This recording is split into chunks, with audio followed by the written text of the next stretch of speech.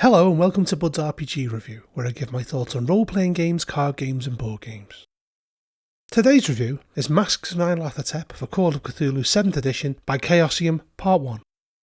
Okay, first a bit of history.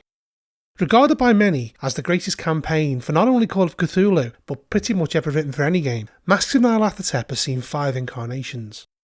The first incarnation was a box set released in 1984 for Call of Cthulhu 2nd edition, and the second edition was released in a softback book in 1989 for Call of Cthulhu 4th edition. The third incarnation was a softback complete version that was released in 1996 for Call of Cthulhu 5th edition and included an expanded chapter set in Australia. The fourth incarnation was released 3 times in 2006 and 2010 for Call of Cthulhu 6th edition in various hard and softback versions. And then finally, this edition was released in 2018 for Call of Cthulhu 7th edition. This edition greatly expands the original version and adds in a prequel chapter, Peru, as well as adding in the optional rules for Pulp Cthulhu. Okay, to the cover. There'll be spoilers from this point on, so stop watching now if you intend to play this.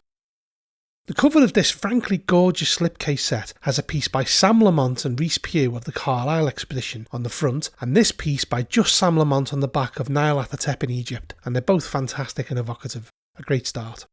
Right, to the inside. The slipcase set consists of the 384-page hardback book 1 and a 282-page hardback book 2 that gives a grand total of 666 pages. We also have 96 full-colour pages of superb quality one-sided handouts, as well as a solid 3-panel DM screen that is only really usable for masks.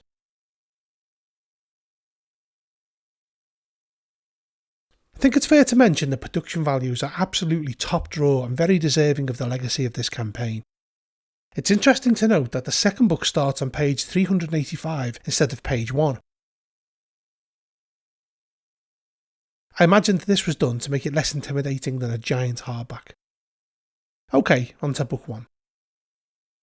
We are greeted with a series of credits and special thanks, and then when we are past the table of contents, we get to the first part of the book, Introduction. We have a foreword by Larry DiTilio, one of the original writers of Masks, and this is followed by a note from Mike Mason, which contains some discussion on the history of Masks and the reasoning behind the additional content that has been layered into the campaign, including the whole new prologue chapter. It then moves on to discuss the timeline of the campaign and gives us a structure of the book. It begins in Peru and then moves to America and then has what are essentially 5 sandbox chapters set in London, Cairo, Nairobi, Western Australia, and with the final culmination of events in Shanghai, should you follow the narrative. We then have a summary of the campaign from 2 perspectives, the public version and the secret version.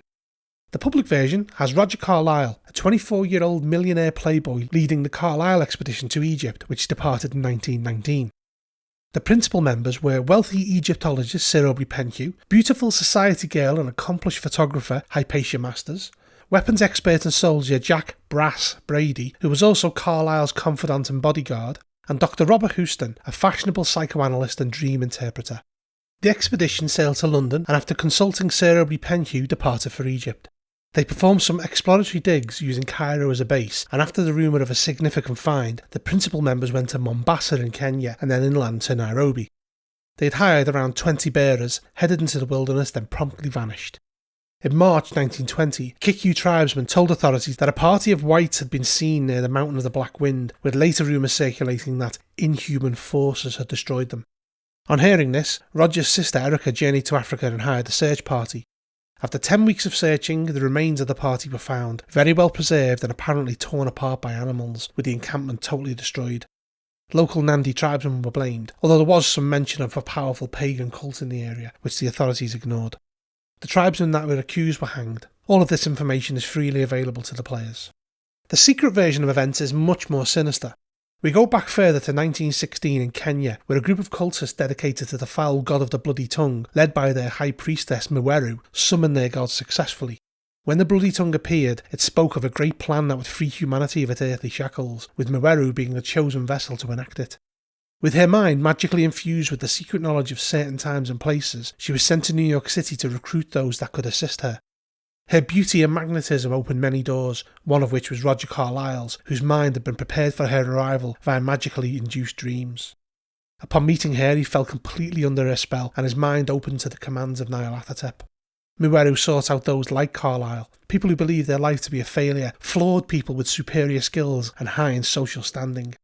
Hypatia Masters was found carrying the guilt of an abortion, Dr. Robert Houston, a man who had barely recovered from the suicide of a lover, and Sir Aubrey Penhew, a decadent Englishman who was consumed with the notion of becoming a pharaoh. The expedition was formed from this group in accordance with the wishes of Nyarlathotep. Unconsciously, Carlyle had sowed the seeds of his own redemption by bringing along his long-time bodyguard and confidant Jack Brady, who managed to resist Nyarlathotep's dream commands and Mweru's wiles. Mweru, Carlyle, Houston, Masters and Brady arrived in London and started making plans alongside Sir Aubrey and his protégé Edward Gavigan. An associate of Gavigan's, Zara Shafiq, briefed the expedition on Egyptian matters and they set off for North Africa. When in Egypt, they unlocked the secrets that had been shielded from Nyarlathotep, being reluctantly aided by Omar al-Shakti. Having broken the ward of the Red Pyramid, they encountered another aspect of Nyarlathotep, the Black Pharaoh, who enabled them to travel back in time to dynastic Egypt to be trained in preparation for the Great Plan. The expedition gave the members purpose to their lives. Hypatia Masters is with child again, Sir Aubrey could finally become a pharaoh, Robert Houston would be promised ruler of Earth, and Carlyle could find new purpose through his passion for Mweru. Nyarlathotep being the way he is, these promises will become twisted. Hypatia will have a child, but its growth and birth will kill her. Sir Aubrey will rule ancient Egypt as the terror-ridden minion of the Black Pharaoh. Houston shall rule the earth, albeit for a short amount of time, as when the true gods return, mankind will become extinct. Carlyle will become Mweru's toy, who after growing tired of him will throw him into a pit to be consumed by large hungry rats. With these fates far off in the future and unknown to them, the expedition then set off for Nairobi. Brady, who remained quiet, observing what was happening around him, was driven to action. He drugged Carlyle and spirited him away to the coast to Durban via the Arab Dhow, and then off to Shanghai where he has friends and resources. Unfortunately, along the way, Carlyle's health and sanity failed him, so Brady placed him in a Hong Kong sanitarium under the name Randolph Carter. In the meantime, the expedition bearers were sacrificed to the Bloody Tongue, and the expedition principals went their separate ways, driven by their desires to fulfil Nyarlathotep's foul plan. While their agents scoured the globe looking for Brady and Carlyle, Sir Aubrey and Houston are gathering funds and disciples and preparing to open the Great Gate. Sir Aubrey locates and breaks the ward at Grey Dragon Island in Shanghai and draws up the blueprint for an explosive rocket that will crack the sky open, while Houston journeys to Australia in search of lost and ancient technology. They're supported by Edward Gavigan and Omar al-Shakti and Ho Fang in England, Egypt and Shanghai respectively. Hypatia Masters, now pregnant with a foul offspring, is sequestered away in the Mountain of the Black Wind in Kenya, swelling and changing shape while losing the last shreds of her sanity. By 1924, Sir Aubrey's rocket has been designed using Great Race of Yith technology, unearthed in Australia by Houston, having been sent to England and reverse engineered by Edward Gavigan. These parts are engineered and shipped to Sir Aubrey in Shanghai. Ultimately, Carlyle, Sir Aubrey and Hypatia were chosen by Nyarlathotep due to their various levels of expertise and wealth, and also their expendability. Houston, Gavigan, Mweru, al-Shakti and Ho Fang will remain useful, at least until the Great Old Ones return. If all goes well, the Great Plan will be enacted on January the 14th, 1926. The various cults from around the world will work in unison, heralded by the total solar eclipse. Cultists worldwide will begin the Great Rite, with the spell's focus being performed by Mweru, Ho Fang and Houston. Mass sacrifices will take place while natural disasters such as earthquakes, typhoons and volcanic eruptions will guard the 3 points of the ritual's focus. The continents will subtly realign, unleashing mythos creatures from deep within the planet, and at the crucial moment, Sir Aubrey will unleash the rocket into the sky that will tear open a portal to multiple nightmarish dimensions. Ho Fang's disciples will draw eldritch energies from beyond the Great Gate, where they will consume the world. Though, there is still time. The investigators begin the fight against Nyarlathotep's grand schemes a year before they've come to pass.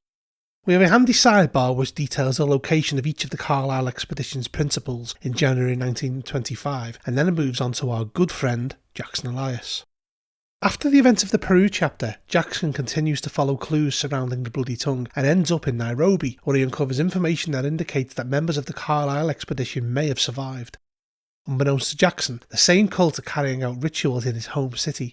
He gathers together his research and returns to New York, making arrangements to meet a group of old friends to share his findings with them. Sadly, events don't go quite as planned. We have a section on how to deal with Nyarlathotep in the campaign, which is accompanied by this stunning piece of art of his aspect as the Black Pharaoh. It gives note on his purpose in the grand scheme of things and how to play the personality of Nyarlathotep through the various forms that he takes. Ever the tempter, he can offer weak humans their heart's desire, and yet always manages to twist his promises to the detriment of those that enter into the deal. It talks about Nyarlathotep's role in the campaign and gives guidance on how to deal with an outer god appearing. It mentions his appearing in Egypt as the Black Pharaoh and in Kenya as the Bloody Tongue, and the different way that the forms interact with the investigators.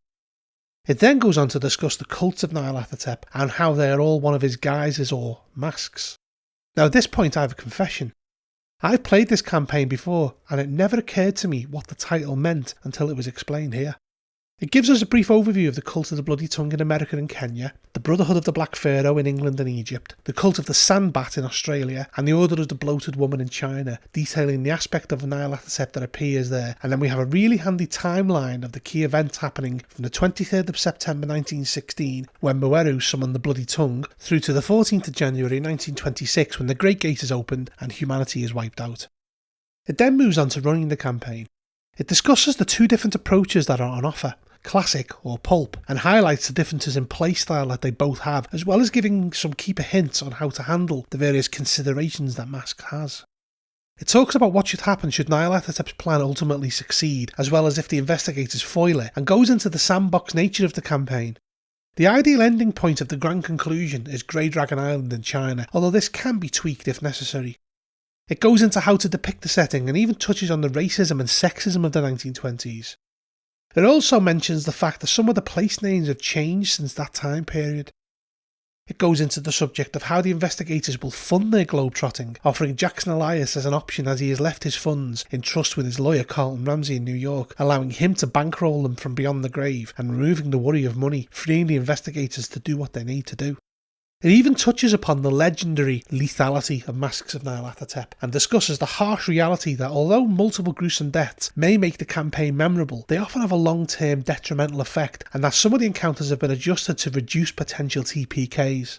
Alternatively, if high-stakes combat is your bag, it advises using the Pulp Cthulhu version. It goes into campaign conclusions such as what happens if the Great Gate opening is either blocked or opened, making the interesting point that in Lovecraft's mythos works, activity ramped up between 1927 and 1934, proposing the hypothesis that something happened in 1926 to promote this eruption of evil. After this, it goes into how the keeper should prepare for play, stressing the need to gain a good understanding of the key plot and characters at the very least before each chapter, and also small things like gathering all of the handouts for that chapter in one place for ease of access, and printing out the NPC monsters and statistics. The next part deals with creating investigators and talks about some of the most appropriate ones for players to take, as well as the skills that will prove most useful throughout the campaign. And it also touches upon replacing investigators, advising that new people should be other good friends of Jackson Elias where appropriate. It gives some handy hints on what to do should everybody die or go mad, and even discusses developing NPCs into player characters. After this, we have a superb depiction of the bloated woman, and it goes into how difficult the likes of travel, telephone calls and currency exchange was back in the day, and this is followed by an incredibly handy section which gives a small paragraph on every NPC throughout the campaign. Handily, each one has a small portrait so you can visualise them. Following these, we have a selection of pre-generated characters which are nicely fleshed out and appropriately skilled, and they all also contain a box that has the necessary adjustments required to play the Pulp Cthulhu version. Okay, that concludes the introduction. The next video in this series will be the prologue chapter, Peru.